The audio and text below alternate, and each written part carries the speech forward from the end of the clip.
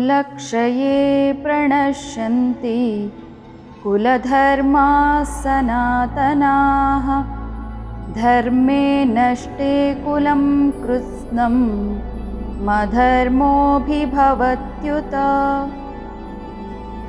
मधुराधिपतिर अखिलम मधुरम। ज्ञान ध्यान और प्रेम की गंगा में बहे कृष्ण के साथ। अर्जुन इस समय भगवान कृष्ण को समझा रहा है। उसे लग रहा है कि भगवान कृष्ण को तो कुछ मालूम ही नहीं।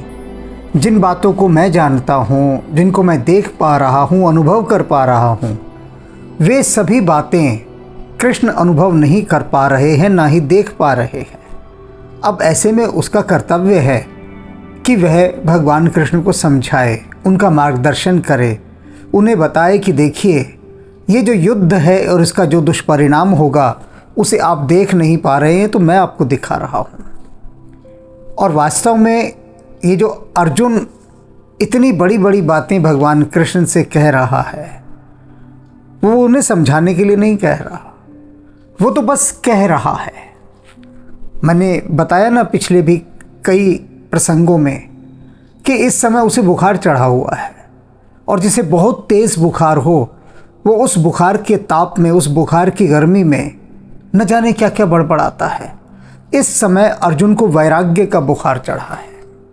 और ये जो वैराग्य का ज्वर है ना, ये किस लिए चढ़ा है? भय से नहीं चढ़ा, मोह से चढ़ा है। ये जो उसका मोह है वो उसको भय के गड्ढे में ले जाकर गिरा दे रहा है। अब इस मोहजनित भय से उत्पन्न वैराग्य के कारण अर्जुन बड़बड़ा रहा है, कह रहा है बस। वो जैसे होता है ना, कोई व्यक्ति सामने दीवार है, दीवार से अपनी बातें कहता है कि उसे तो बस कहनी है अपनी बातें। इसी प्रकार से वो भगवान कृष्ण के सम्मुख अपनी सारी बातें कह रहा है, किंतु वह उनको दीवार नहीं समझ रहा। वह उन्हें सहमत करना चाह रहा है अपनी बात कह कह कर कि देखिए अगर ऐसा हुआ तो ऐसा हो जाएगा, और अगर ऐसा हो गया तो बहुत बड़ा विनाश हो जाएगा, अनर्थ हो जाएगा। उस अनर्थ को हमें रोकना है। तो आप क्या कीजिए, आप मेरा समर्थन कीजिए, मुझे इस युद्ध से परे हो जाने दीजिए, भाग जाने दीजिए, पलायन करने दीजिए, एस्केप करने दीजिए। आप कह दीजिए एक बार कि अर्जुन तू जो जो बातें कह रहा है ना बिल्कुल सही है, मैंने तो भाई ये सोचा ही नहीं, तू तो परम ज्ञानी है। अरे इतनी बड़ी बड़ी ज्ञान की बातें कर रहा है अर्जुन, तूने तो मुझे अपना विराट रूप दिखा दिया, मैं तो तेरा भक्त हो गया। अर्जुन का ये जो कातर मन है, इस समय डरा हुआ, भयभीत और मोहग्रस्त मन, वह भगवान कृष्ण के मुख से अपना समर्थन चाहता है इस वैराग्य को लेकर, किंतु भगवान उसकी सुन रहे हैं कि तू कह, पहले कह ले पूरा जो कहना है। तो उसे कहने के क्रम में अभी अर्जुन अब क्या कहता है, उनसे बहुत सारी बातें कह चुका कि ये अधर्म है, ये अधर्म है। अब आगे उस अधर्म की कड़ी में चल रहा है और कहता है भगवान से, कुल का क्षय होने पर सदा से चले आए कुल धर्म नष्ट हो जाते हैं। कह रहा है देखिए अगर ये युद्ध हुआ तो क्या होगा, कुल का क्षय हो जाएगा।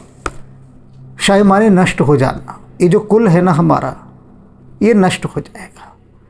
और जब कुल नष्ट हो जाएगा तब क्या होगा, आगे चलकर कुल धर्म भी नष्ट हो जाता है। जो कुल का धर्म है वो भी कुल नष्ट हो गया तो फिर कुल धर्म कैसे बचेगा, उसका भी तो नाश होगा ना। अब ये कुल धर्म को समझ लीजिए। मान लीजिए आप किसी एक ऐसे घर में जन्मे हैं जहाँ बचपन से ही पूजा पाठ होता है, विभिन्न प्रकार के संस्कार होते हैं, जनेऊ संस्कार हुआ इत्यादि, जो क्रम के सारे संस्कार हैं, सारे संस्कार हुए आपके। और जितने भी आपके पर्व हैं उन सबको आप मनाते हैं, रीति रिवाज है उनको आप मनाते हैं। तो जो आपकी सांस्कृतिक मान्यताएं हैं, जो परंपराएं हैं, उन सब का जब आप निर्वाह करते हैं तो वो आपका एक कुल धर्म बन जाता है। जैसे कई बार पंडित जी कहते हैं ना पूजा के अंदर कि अपने अपने कुल देवता और कुल देवी का स्मरण कीजिए। तो कुल देवता और कुल देवी क्या होते हैं, जिन्हें हमारा कुल, हमारा परिवार बहुत पहले से मानता आ रहा है। अब ये कह रहे हैं जो कुल धर्म क्या है, जो हमारा कुल, हमारा कुटुंब, हमारे पूर्वज पहले से जिन बातों को मानते आ रहे हैं, और वे बातें सब नष्ट हो जाएंगी। अब यही हुआ। अब हिंदुओं का पूजा पाठ, तीर्थ यात्रा इत्यादि जिस समय यहाँ पर मुगल आए तो बहुत सारा वो नष्ट हो गया था। कुल धर्म क्यों नष्ट हो गया था? क्योंकि वे नहीं चाहते थे कि हिंदू अपनी उन धार्मिक परंपराओं का निर्वाह करें, और तीर्थ यात्राओं पर भी कर लग गया था। ऐसा बहुत कुछ हुआ। तो ये एक उदाहरण है। इसी प्रकार से जब कोई एक जाति दूसरी जाति पर अपना आधिपत्य स्थापित करती है, उसको जीत लेती है, तब वह क्या चाहती है? अब ये रावण क्या करता था? रावण नहीं चाहता था कि ऋषि मुनि इत्यादि यज्ञ करें, तो उसने क्या किया? अपने राक्षसों को भेजता था, यज्ञों को ध्वस्त करते थे, वो वहाँ रक्त मांस की वर्षा करते थे, और उसके बाद सब कुछ अपवित्र करके उनको मार डालते थे। कुल नष्ट किया तो कुल धर्म भी नष्ट हो गया। अब विश्वामित्र क्यों गए थे दशरथ के पास राम को मांगने? इसीलिए गए थे कि ये जो कुल धर्म नष्ट हो रहा है, ये जो राक्षस अत्याचार कर रहे हैं, और उनकी जो परंपराएं हैं, उनकी जो मान्यताएं हैं, उनके जो धार्मिक संस्कार हैं, उन सभी को वे नष्ट करने पर उतारू हैं और कर रहे हैं। तो उनसे उनकी रक्षा की जाए, राम इसलिए गए थे। उसी रक्षा की बात यहाँ पर अर्जुन कर रहा है। वह कह रहा है कि अगर युद्ध नहीं होगा तो क्या होगा? हम सबके कुल बचे रहेंगे, यानी कोई मरेगा नहीं। युद्ध का मतलब क्या होता है कि एक बहुत बड़ा संहार, नरसंहार। दोनों पक्ष के ही सैनिक मरते हैं, और सैनिक में कौन होता है? निश्चित रूप से पुरुष ही होते हैं। तो वो सब मर जाते हैं। उसके बाद जो युद्ध को जीतता है वो अपनी धार्मिक परंपराएं उनके ऊपर थोप देता है। तो जिनका कुल नष्ट हुआ, उनकी सारी परंपराएं भी नष्ट हो जाती हैं, उनका वे निर्वाह नहीं कर सकते। आप ये मानकर चलिए, आप किसी ऐसी जाति के अधीन हो गए जो आपके किसी देवी देवताओं को नहीं मानता, जो आपकी मूर्तियों को नहीं मानता, किसी चीज़ को नहीं मानता, तो वह क्या करेगा? वह आपको उन सब को करने से रोकेगा, और जिन्हें वह मानता है उन्हें स्वीकार करने के लिए कहेगा, और आपको करना पड़ेगा, क्योंकि आपका कुल नष्ट हो गया। कुल का मतलब क्या? कुल के वे पुरुष जो रक्षा करते थे वे नष्ट हो गए। अब इसमें एक बात जो यहाँ पर थोड़ी गहरी आती है, पकड़ने वाली, आगे कहते हैं ये कि बचे हुए संपूर्ण कुल को अधर्म दबा देता है। जो बचा हुआ संपूर्ण कुल है ना, उसको अधर्म दबा देता है। जब कुल नष्ट हो गया तो फिर अधर्म किसको दबा रहा है? ये बात बड़ी गहरी और समझने वाली है जो अर्जुन कह रहा है। अर्जुन कह रहा है भगवान से कि कुल नष्ट हो जाता है तो जो बचा हुआ कुल है उसे ये अधर्म दबा देता है। अब जब कुल नष्ट हो गया तो बचा क्या? तो इसे दो पक्षों से समझना है। जिस कुल के नष्ट होने की बात अर्जुन कह रहा है, उसका कहना है कि जितना भी पुरुष वर्ग होता है वह सब युद्ध में मारा जाता है। बचता कौन है युद्ध में? बूढ़े, बच्चे और स्त्रियां। अब बूढ़े बच्चों से तो शत्रु को कोई फर्क नहीं पड़ता, लेकिन जो स्त्रियां हैं उन स्त्रियों को भ्रष्ट करके वो सारे कुल धर्म को नष्ट कर देता है। कुल धर्म दबा दिया जाता है। ये जो अधर्म है वो कुल धर्म को दबा देता है। वही हुआ जिन आतताइयों ने, आक्रमणकारियों ने भारतवर्ष पर आक्रमण किया, और जो सैनिक थे, योद्धा थे, पुरुष थे, वे सब मारे गए, अधिकांश मारे गए। बच गई स्त्रियां। अब जो स्त्रियां बच गई, कुछ ने तो मोह के कारण, लोभ के कारण उनकी दासता स्वीकार कर ली, लेकिन जो स्वाभिमानी थी उन्होंने जौहर का इस्तेमाल किया, जलती हुई चिता के अंदर कूद गईं कि हम अपने को इन अधर्मियों के हाथों दबने नहीं देंगे, अपना शोषण नहीं करने देंगे। पर सभी ने तो ऐसा नहीं किया ना, गिने चुने थे। तो वो जो अधिकांश स्त्रियां बच गईं, उनका क्या हुआ? उनको अधर्म ने दबा दिया। अधर्म माने जो दूसरा पक्ष था और दूसरे पक्ष के जो योद्धा थे, जो सैनिक थे, उन्होंने उनकी स्त्रियों को अपने अधिकार में ले लिया और फिर उनका दुरुपयोग किया। यही बात अर्जुन को एक गहरी चिंता के रूप में सताई जा रही है। वह यह नहीं कह रहा कि हमारे पक्ष के जो लोग मारे जाएंगे उनका कुल धर्म नष्ट हो जाएगा, उनका कुल नष्ट हो जाएगा। वह एक सार्वभौमिक बात कह रहा है, यूनिवर्सल ट्रुथ कह रहा है, दोनों पक्षों की बात कह रहा है। कहता युद्ध होगा तो क्या होगा? कुल धर्म नष्ट होगा। अब वो दोनों पक्षों का ही होगा, एक पक्ष का नहीं। और ये दोनों पक्ष, दो पक्ष हैं नहीं, यहाँ पर हैं दो पक्ष, लेकिन अर्जुन को दो पक्ष नहीं दिखाई दे रहे। यदि उसको दो पक्ष दिखाई दे रहे होते तो दो पक्ष में होता एक पक्ष और एक विपक्ष, लेकिन अर्जुन को तो केवल पक्ष ही पक्ष दिखाई दे रहा है। तभी तो वो कह रहा है कि मेरे स्वजन, ये जितने सब मेरे सामने हैं, जितने भी, वे सब मेरे आत्मीय जन हैं, मेरे प्रिय जन हैं, बंधु बांधव हैं, आचार्य हैं, मित्र हैं और अन्य पिता हैं, पितामह हैं, पौत्र हैं, प्रपौत्र हैं, सबको गिना रहा है। अर्जुन उस भेद बुद्धि को हटा रहा है जिसमें उसका ये मानना है कि सामने वाले मेरे शत्रु हैं। तो यही उसके मोह का कारण बन गया है, यही कारण बन गया है। इस समय उसे ये सब दिखाई दे रहा है, कुल दिखाई दे रहा है, कुल धर्म दिखाई दे रहा है, और बाद में अधर्म कुल को दबा देगा, वह सब दिखाई दे रहा है। लेकिन तब नहीं दिखाई दिया उसे जब वह इतने विजय अभियानों पर गया। यही मोह है, यही मोह। अर्जुन महाभारत का युद्ध आरंभ होने से पहले भगवान कृष्ण से पूछता है कि हे माधव, आप किसके साथ हैं? आप पांडवों के साथ हैं या कौरवों के साथ? तो कृष्ण कहते हैं कि अर्जुन, न मैं पांडवों के साथ हूँ, न मैं कौरवों के साथ हूँ, मैं सत्य के साथ हूँ।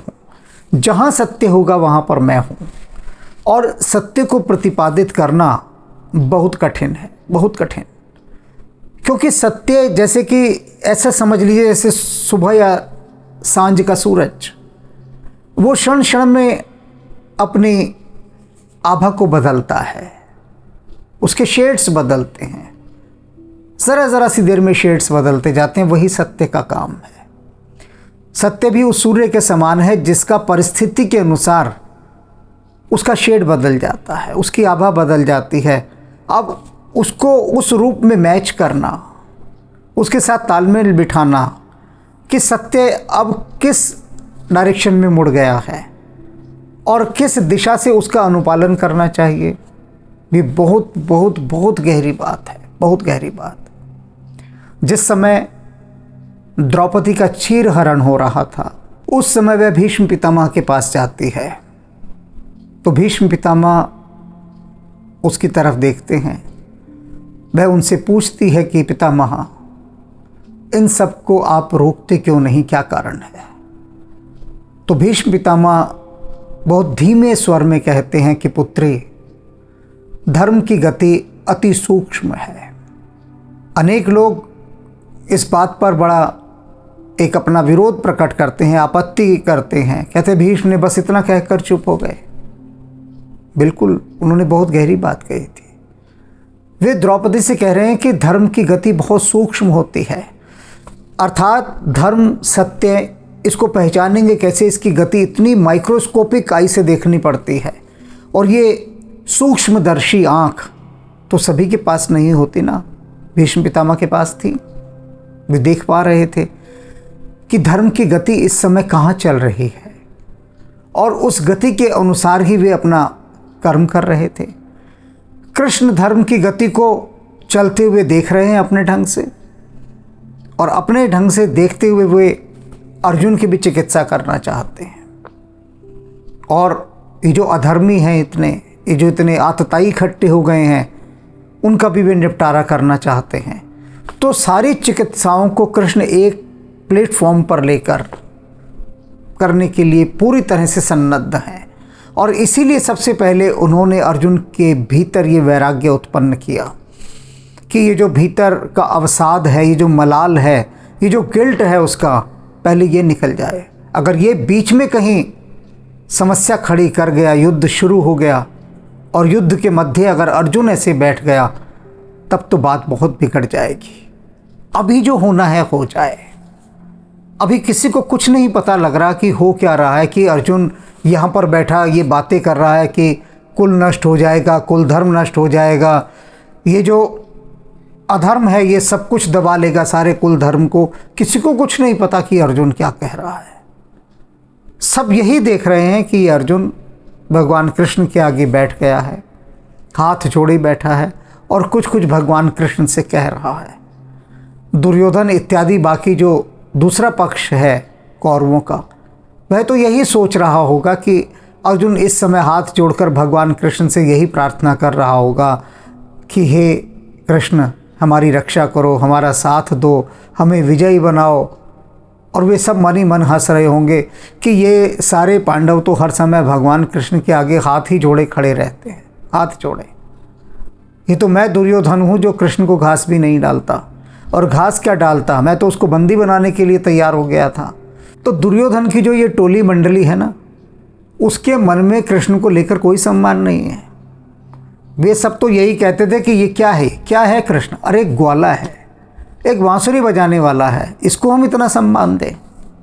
वे सम्मान नहीं देते थे, विरोध करते थे, आलोचना करते थे, निंदा करते थे, और शिशुपाल जैसे तो गालियां देते थे। भगवान कृष्ण सही समय की प्रतीक्षा करते हैं और सही समय आने पर वे चिकित्सा करते हैं। और इस समय अर्जुन की पूरी चिकित्सा हो रही है। अर्जुन को उन्होंने एक ऐसी घुट्टी पिला दी है, एक ऐसी डोज दे दी है कि उस डोज के कारण उसके भीतर का जितना भी विषाद है, दुख है, भय है, मोह है, उन सब की वो उल्टी कर रहा है, यहाँ पर उसको वमन कर रहा है उसका। वो कहते हैं भीतर का तेरा जितना भी ये गंध है ना, ये सब तेरी इस उल्टी से बाहर निकल जाए। क्योंकि अगर ये रहा तो अर्जुन युद्ध के अंदर ये बहुत बड़ी समस्या उत्पन्न करेगा। तो कह जितना कह सकता है। और अर्जुन जिन बातों को लेकर बड़ा भयभीत है, आशंकित है, डरा हुआ है, अपने उन सारे भयों को ये भगवान के सामने रख रहा है। अब ये जो अर्जुन का विषाद है ना, इससे एक बात और समझ लेनी चाहिए कि हमारे मन में हमारे जितने भी भय, संदेह, शंका, जिज्ञासा, भय, मोह, जो भी कुछ होता है, जो भी कुछ, जब तक हम उसको सारा का सारा निकाल कर गुरु के समक्ष नहीं रख देते, तब तक हमारी चिकित्सा संभव नहीं है। अर्जुन भी चाहता है उसकी चिकित्सा हो। उसे जो हो रहा है, अर्जुन ये समझ पा रहा है कि जो हो रहा है मेरे साथ, ये ठीक नहीं हो रहा, और जो ठीक नहीं हो रहा वह ठीक हो, इसके लिए वह स्वयं प्रयत्नशील है। इसलिए वो अपने आप को पूरा उघाड़ कर रख रहा है कृष्ण के आगे कि मैं आपको अपनी पूरी स्थिति दिखा रहा हूँ, देखिए मेरे साथ इस समय ऐसा हो रहा है। अन्यथा अगर अर्जुन अहंकारी होता तो वह सोचता कि मैं भगवान कृष्ण के सामने इस प्रकार से दीनहीन बन जाऊंगा तो कृष्ण क्या कहेंगे, क्या सोचेंगे। संसार का सर्वश्रेष्ठ धनुर्धर, और मैं ऐसा रो रहा हूँ, गिड़गिड़ा रहा हूँ, डरा हुआ हूँ। अगर मैं अपने इस डर को कृष्ण के आगे दिखाऊंगा तो कृष्ण क्या सोचेंगे। बस अर्जुन यही नहीं सोच रहा, और यह ना सोचना उसके लिए सबसे बड़ा शुभ है। क्योंकि जो भी मनुष्य गुरु और चिकित्सक से अपनी बात छुपाता है, अगर कोई रोगी चिकित्सक से अपनी बात छिपाएगा तो उसका रोग कभी दूर नहीं हो सकता। और यदि कोई शिष्य गुरु से अपनी बात छिपाएगा तो उसका अज्ञान कभी दूर नहीं हो सकता। और अर्जुन यहाँ पर इस समय भगवान कृष्ण के समक्ष शिष्य भाव से बैठा है और अपने भीतर का सब कुछ उनके सामने डाल रहा है। देखो भगवान, ये मेरे साथ हो रहा है, पूरी ईमानदारी के साथ, बिना किसी दुराव के साथ, बिल्कुल निश्चल होकर जो उसके साथ हो रहा है, जैसी स्थिति घट रही है, यदि भय से भी काँप रहा है तो अपने कंपन को भी बता रहा है कि देखिए मुझे कितना डर लग रहा है। यदि मोहग्रस्त हो रहा है तो अपने मोह को भी बता रहा है, देखिए मेरे आगे कितना मोह का पर्दा पड़ गया है, तो मैं क्या करूं, मैं बेबस हो गया हूं, अवश हो गया हूं, मुझे कुछ समझ नहीं आ रहा मैं क्या करूं। और इसी कारण से अर्जुन अपने भीतर की इस सारी आंधियों को, तूफानों को, चक्रवातों को, झंझावातों को, सभी को भगवान के आगे रख दे रहा है कि वे जाने, अब उनका काम जाने, मैं तो बता दूं मेरे साथ ऐसा हो रहा है। अब पूरी तरह से भगवान उसकी बातों को मन लगाकर सुन रहे हैं, बिल्कुल वैसे जैसे कोई अभिभावक बच्चे की समस्या को बड़ा मन लगाकर सुनता है, क्योंकि वह चाहता है कि बच्चा उन समस्याओं से बाहर निकले। तो अर्जुन भी इस समय बालक के समान जो भी कुछ उसके साथ हो रहा है उसे बता रहा है, और यही सब हमारे साथ भी होता है, सभी के साथ। क्योंकि बार बार इस बात को ध्यान रखिए, ये जो कृष्ण और अर्जुन का संवाद है ये वास्तव में मनुष्य और परमात्मा का संवाद है।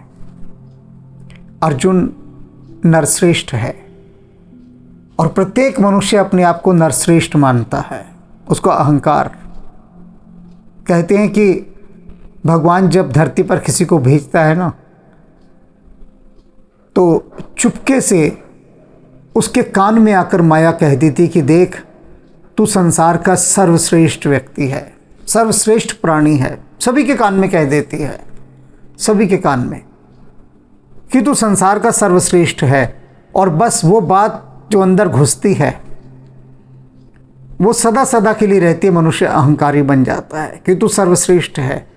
लेकिन इसी बात को जब कोई भक्त सुनता है माया के द्वारा, कि माया ने भी तो सभी के कान में कहा, और माया उसके कान में भी कहती कि तू संसार का सर्वश्रेष्ठ मनुष्य है, तेरे अलावा दूसरा कोई है ही नहीं, तो भक्त क्या मानता है? भक्त कहता है माया ने सत्य कहा कि जो शरीर है ये भगवत प्राप्ति के लिए ही तो मिला है, और इसीलिए मैं सर्वश्रेष्ठ हूँ, क्योंकि इस शरीर के माध्यम से मैं भगवत प्राप्ति कर सकता हूँ। लेकिन अहंकारी उस बात को कैसे लेता है? अहंकारी कहता है कि माया ने मेरे कान में कहा है कि तू संसार का सर्वश्रेष्ठ है, तो वो अपने आगे किसी को कुछ समझता ही नहीं, ये अहंकार हो जाता है। एक ही शब्द जीव मात्र के कान में कहा गया, प्रत्येक जीवात्मा के कान में कहा गया, लेकिन अपने स्वभाव और प्रकृति के अनुसार जीवात्मा ने उसका भिन्न भिन्न अर्थ ग्रहण किया, और उसके कारण उसका जो आचरण है वह रूपांतरित होता गया। अहंकारी का अहंकार बढ़ता गया, और जो भक्त है उसका अहंकार नष्ट हो गया और भक्ति बढ़ती गई। तो ये सारा जो खेल है ये अर्जुन और कृष्ण का ही खेल है।